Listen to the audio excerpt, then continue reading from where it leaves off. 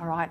Well, will he or won't he? It's a question on everyone's minds. When's the Prime Minister going to call the election? I have to say, someone who's done campaigns, doesn't matter when he calls it, it'll be on. Just all calm down. It'll happen when it happens. But here on Sky News, we're in campaign mode. We're all ready to go. So joining me now for his analysis on what to expect is the host of Afternoon Agenda here on Sky News, my colleague Kieran Gilbert. I'm not going to ask you when we think he's going to call it. It's likely in the next couple of days. I do note there's a big marathon, though, in Canberra on Sunday, which will make getting out to Yarralumla hard. Yes. So maybe the Governor-General's in Sydney, perhaps. Yeah, that's a good point. The Canberra Marathon comes up this Sunday, and I think it will be a marathon.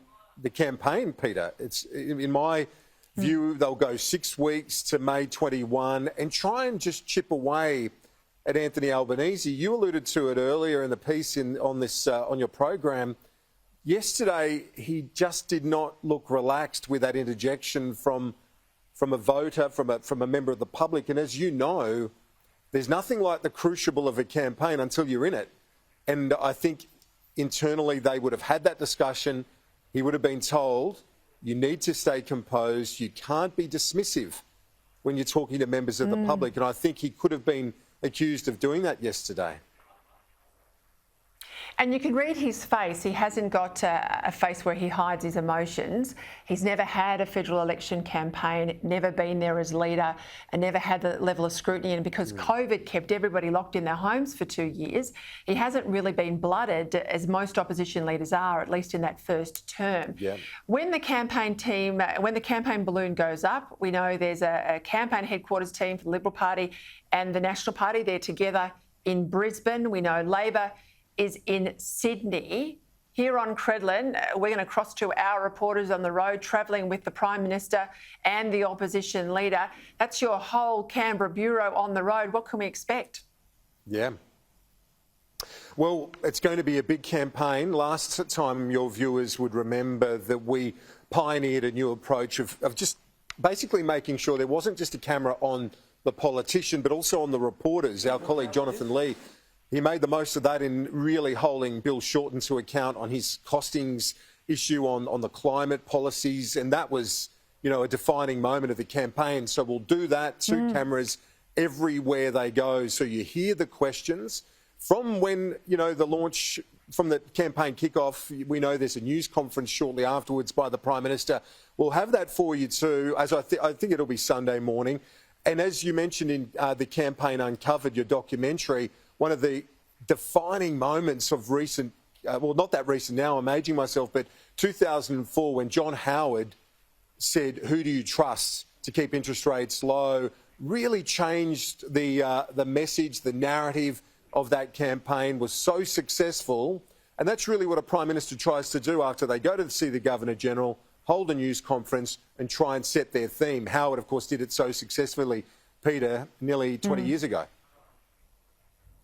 That was my husband's first election campaign as the Liberal Party's federal director, so that one's seared in my memory. But it's called, framing the narrative, and it's a contest between the two leaders on that day to kick off the campaign. And you're right, Mr. Howard nailed it.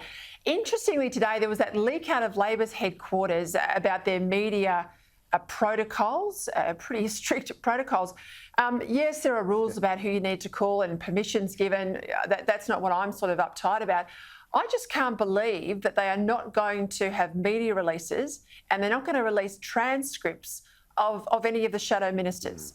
Sure, they'll put the leader out, they say, but if Christina Keneally's out there and she's got something to say about border protection, we're not going to see the transcript unless we're standing there listening and watching her wherever she might be, or any other minister. I tell you, I've never seen anything like that before. Yeah, it certainly does go a step further than what I've seen previously too, Peter. Normally you get the front benches done at least. The other thing that I'd be most worried about, though, if I was in campaign headquarters for Labor, is how did it get out there?